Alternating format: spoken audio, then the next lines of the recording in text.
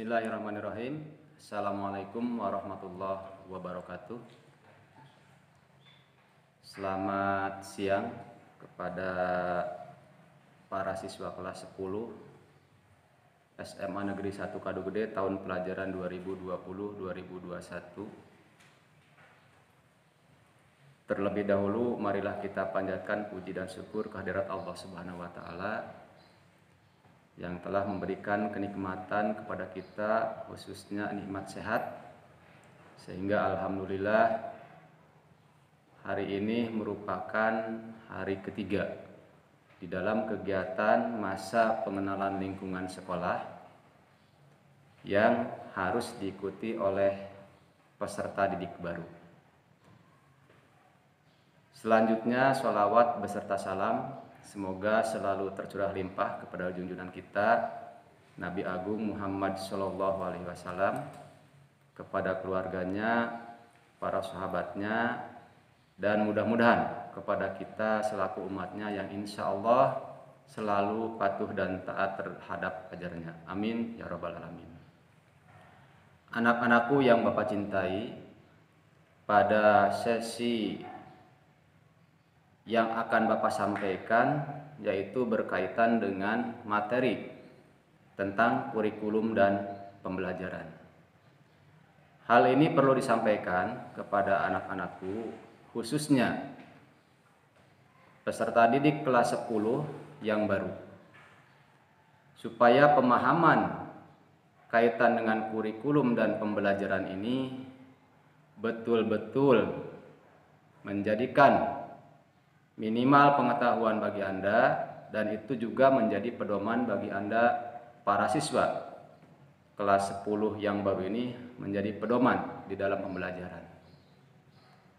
Perlu diketahui bahwa kurikulum antara yang sudah dilalui oleh siswa baru waktu di SMP itu akan berbeda dengan kurikulum yang berlaku sekarang di SMA.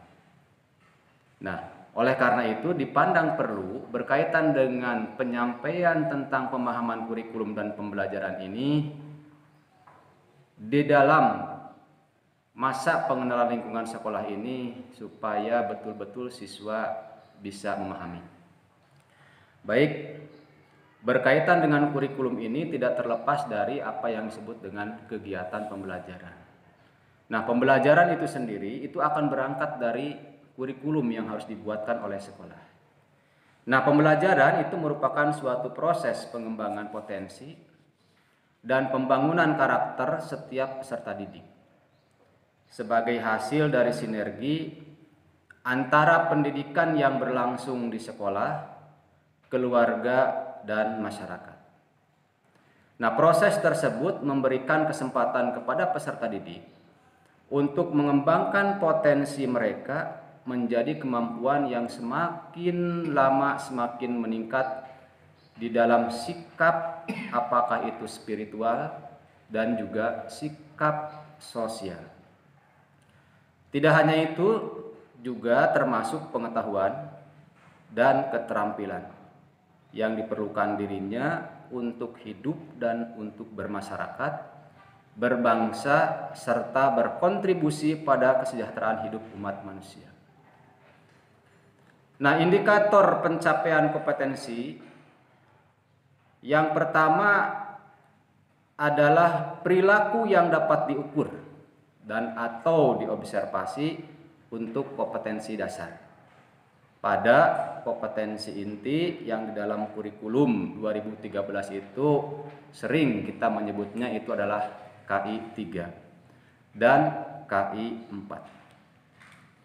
Indikator yang kedua yaitu kaitan dengan perilaku yang dapat diobservasi untuk disimpulkan sebagai pemenuhan KD pada KI 1 dan KI 2 yang kedua-duanya menjadi acuan penilaian mata pelajaran. Nah, kurikulum 2013 menggunakan modus pembelajaran langsung atau dalam bahasa kerennya direct instruksional, ya, dan pembelajaran tidak langsung atau indirect instruksional. Berkaitan dengan pembelajaran langsung, itu merupakan pembelajaran yang mengembangkan pengetahuan, kemampuan berpikir, dan keterampilan menggunakan pengetahuan peserta didik melalui interaksi langsung dengan sumber belajar. Sedangkan pembelajaran tidak langsung adalah pembelajaran yang terjadi selama proses pembelajaran langsung yang dikondisikan menghasilkan dampak pengiring. Nah, pembelajaran tidak langsung berkenaan dengan pengembangan nilai dan sikap yang terkandung di dalam KI 1 dan KI 2. Hal ini berbeda dengan pengetahuan tentang nilai dan sikap yang dilakukan dalam proses pembelajaran langsung oleh mata pelajaran pendidikan agama dan budi pekerti, serta pendidikan Pancasila dan kewarganegaraan. Pengembangan nilai dan sikap sebagai proses pengembangan moral dan perilaku dilakukan oleh seluruh mata pelajaran dan dalam setiap kegiatan yang terjadi di kelas, sekolah, maupun masyarakat. Oleh karena itu, dalam proses pembelajaran kurikulum 2013, semua kegiatan intrakurikuler, kokurikuler, dan ekstrakurikuler, baik yang terjadi di kelas, sekolah, dan masyarakat atau luar sekolah, dalam rangka mengembangkan moral dan perilaku yang terkait dengan nilai dan sikap. Nah, selanjutnya perlu diketahui juga bahwa karakteristik kurikulum 2013 adalah mengembangkan kesinambungan dan keseimbangan antara pengembangan sikap spiritual dan sosial, rasa ingin tahu, kreativitas, kerjasama, dan kemampuan intelektual dan psikomotorik. Nah, selanjutnya apa saja struktur kurikulum yang berlaku di SMA Negeri 1 Kadugede? Nah, struktur kurikulum SMA khususnya SMA Negeri 1 Kadugede itu meliputi substansi pembelajaran yang ditempuh dalam satu jenjang pendidikan selama 3 tahun, mulai dari kelas 10 sampai dengan kelas 12. Untuk kelas 10, struktur kurikulum disusun berdasarkan standar kompetensi lulusan dan kompetensi inti serta kompetensi dasar yang sesuai dengan semua mata pelajaran. Pengorganisasian kelas pada SMA Negeri 1 Kadugede dibagi ke dalam 2 kelompok, yaitu kelas 10 yang melaksanakan kurikulum 2013 dengan peminatan matematika dan ilmu pengetahuan alam atau sering disebut dengan MIPA. Dan yang kedua yaitu peminatan ilmu pengetahuan sosial atau yang sering disebut dengan peminatan IPS. Nah, serta lintas minat yang didasarkan pada minat, pertimbangan nilai rapot dari SMP, juga hasil dari psikotes atau tes potensi akademik yang kemarin-kemarin sudah dilakukan berkaitan dengan penjurusan dan peminatannya. Itu kalian para siswa kelas 10 sudah melaksanakan kegiatan tes potensi akademik tersebut. Pengembangan diri melalui kegiatan ekstra dan BPBK serta kegiatan pramuka sebagai ekstrakurikuler wajib bagi semua peserta didik kelas 10. Nah, selanjutnya jumlah mata pelajaran di kelas 10 ini terdiri dari mata pelajaran 6 mata pelajaran wajib, 4 mata pelajaran wajib B, dan 4 mata pelajaran peminatan, serta ditambah dengan minimal 2 mata pelajaran lintas minat. Nanti Bapak akan jelaskan berkaitan dengan mata pelajarannya apa saja. Selanjutnya kaitan dengan peminatan, ini merupakan program kurikuler yang disediakan untuk mengakomodasi pilihan minat, bakat, dan atau kemampuan peserta didik dengan orientasi pemusatan, perluasan, dan atau pendalaman mata pelajaran dan atau muatan kejuruan kalau di SMK. Nah, selanjutnya lintas minat adalah program kurikuler yang disediakan untuk mengakomodasi perluasan pilihan minat, bakat, dan atau kemampuan akademik peserta didik dengan orientasi penguasaan kelompok mata pelajaran keilmuan di luar pilihan minat. Nah, selanjutnya kaitan dengan peminatan yang ada di SMA Negeri 1 Kadu Gede, karena di sekolah kita dibuka dengan 2 jurusan, maka peminatannya terdiri dari yang pertama adalah peminatan matematika dan ilmu pengetahuan alam, dan yang kedua adalah peminatan ilmu pengetahuan sosial atau IPS. Peminatan matematika dan ilmu pengetahuan alam sebagaimana dimaksud itu berisi mata pelajaran. Yang pertama ada matematika, yang kedua biologi, yang ketiga ada fisika, dan yang keempat ada mata pelajaran kimia.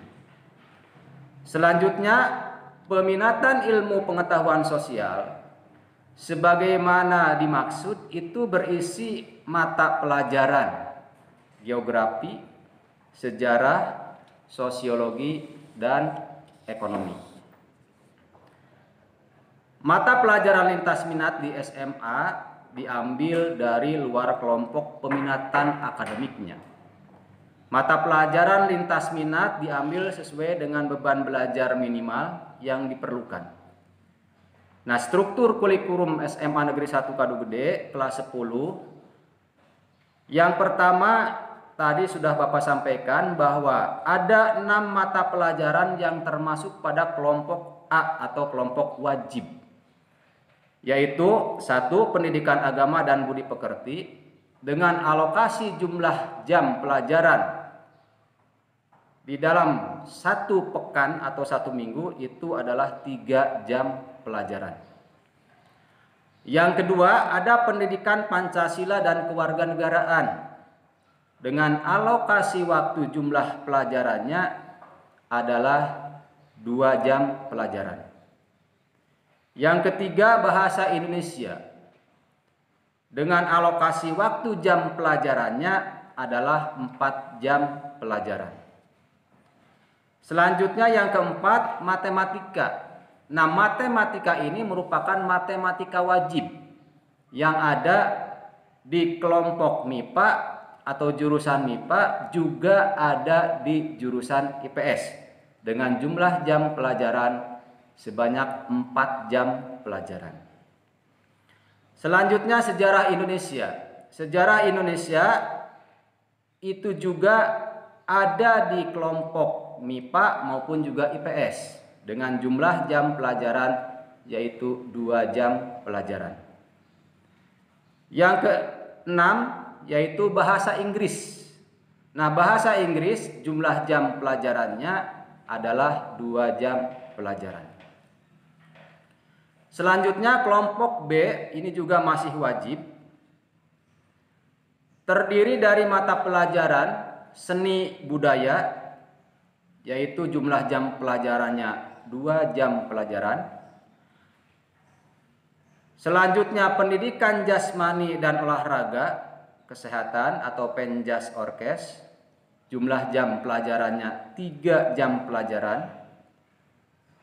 Selanjutnya prakarya dan kewirausahaan, jumlah jam pelajarannya yaitu 2 jam pelajaran, dan bahasa Sunda itu 2 jam pelajaran.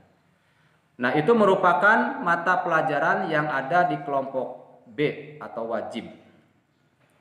Nah, selanjutnya berkaitan dengan jumlah jam pelajaran baik di kelompok A dan kelompok B, ini per minggunya adalah sebanyak 26 jam pelajaran.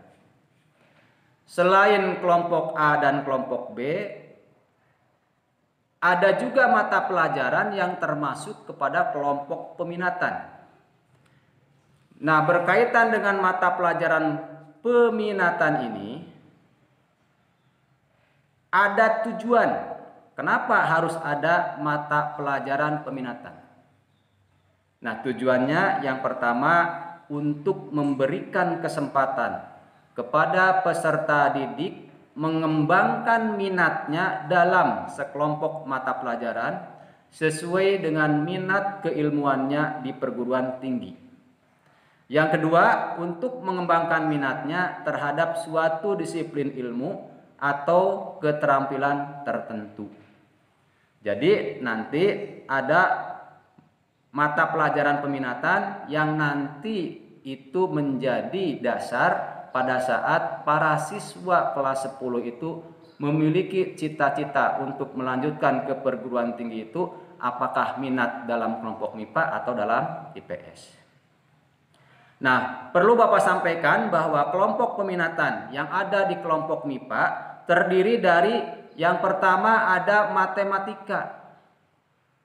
Nah, ini berarti kalau di kelompok MIPA, para siswa kelas 10 nanti matematikanya selain matematika wajib juga ada matematika peminatan. Adapun jumlah jam pelajaran untuk matematika peminatan itu di kelompok MIPA adalah 3 jam pelajaran. Sehingga bagi para siswa yang ada di kelompok MIPA, selamat belajar matematikanya sebanyak 7 jam pelajaran. Yang kedua,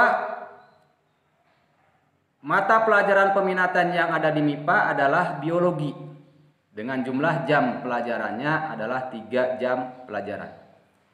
Yang ketiga ada mata pelajaran fisika dengan jumlah jam pelajarannya 3 jam pelajaran. Yang keempat mata pelajaran kimia dengan jumlah jam pelajarannya sebanyak 3 jam pelajaran. Nah, selanjutnya kelompok peminatan ilmu pengetahuan sosial itu terdiri dari mata pelajaran geografi dengan jumlah jam pelajarannya 3 jam pelajaran. Yang kedua sejarah peminatan. Nah, ini berkaitan dengan sejarah bahwa untuk para siswa yang memilih kelompok atau jurusan IPS ini nanti akan belajar selain mata pelajaran sejarah Indonesia juga ada sejarah peminatan. Sehingga jumlah mata pelajaran sejarah yang akan diampu di IPS tadi sejarah Indonesia 2 jam pelajaran, sejarah peminatannya 3 jam pelajaran. Secara keseluruhan berarti para siswa yang ada di kelompok IPS itu akan menerima pengetahuan tentang sejarahnya sebanyak 5 jam pelajaran. Nah, selanjutnya mata pelajaran yang ketiga yang ada di kelompok IPS yaitu sosiologi dengan jumlah jam pelajaran 3 jam pelajaran. Dan yang keempat mata pelajaran ekonomi yaitu dengan jumlah jam pelajarannya 3 jam pelajaran. Sehingga jumlah dari tiap-tiap mata pelajaran di kelompok peminatan itu adalah seluruhnya 12 jam pelajaran. Nah, selain peminatan diberikan juga mata pelajaran pilihan lintas minat atau pendalaman minat dengan jumlah jam pelajarannya itu antara 6 sampai dengan 9 jam pelajaran atau terdiri dari 2 atau sampai dengan 3 mata pelajaran. Nah, kebetulan untuk SMA Negeri 1 Kadugede insya Allah nanti akan dibuatkan 2 mata pelajaran lintas minat. Apa itu mata pelajaran lintas minat? Nah, di SMA Negeri 1 Kadugede dilaksanakan pilihan lintas minat dengan melihat kondisi real yang ada. Maka pilihan mata pelajaran lintas minat untuk peserta didik di masing-masing peminatan ini dipilihkan 2 mata pelajaran di peminatan lain. Nah, berkaitan dengan mata pelajaran lintas minat ini, para siswa yang ada di jurusan MIPA itu bisa memilih mata pelajaran peminatan yang ada di kelompok IPS. Dan juga sebaliknya, para siswa yang ada di kelompok IPS bisa memilih 2 mata pelajaran yang ada di kelompok MIPA. Nah, perlu diketahui karena tadi disampaikan bahwa lintas minat ini disesuaikan dengan kondisi real. Artinya kita juga menyesuaikan dengan minat dari para siswa. Selanjutnya berkaitan dengan proses perpindahan antar kelompok peminatan akademik. Peserta didik bisa pindah jurusan ya, baik dari IPA ke IPS atau dari IPS ke IPA itu apabila memang kurang sesuai atau mungkin pilihan Anda memberatkan bagi Anda, itu disediakan oleh sekolah paling lambat pada akhir semester 1. Ya, Bapak berharap pindah kelas antar jurusan kalau bisa jangan terjadi. Kenapa demikian? Karena di awal Anda masuk ke sekolah SMA Negeri 1 Kadugede itu sudah betul-betul kami mempersiapkan apakah Anda berminatnya ke IPA atau ke IPS itu sudah melalui pertimbangan-pertimbangan dan melalui proses yang cukup selektif. Jadi diupayakan dari sekarang pada saat Anda memilih jurusan mau ke MIPA atau IPS itu betul-betul disesuaikan dengan minat dan bakat para siswa supaya ke depan tidak terjadi perpindahan antar kelompok peminatan.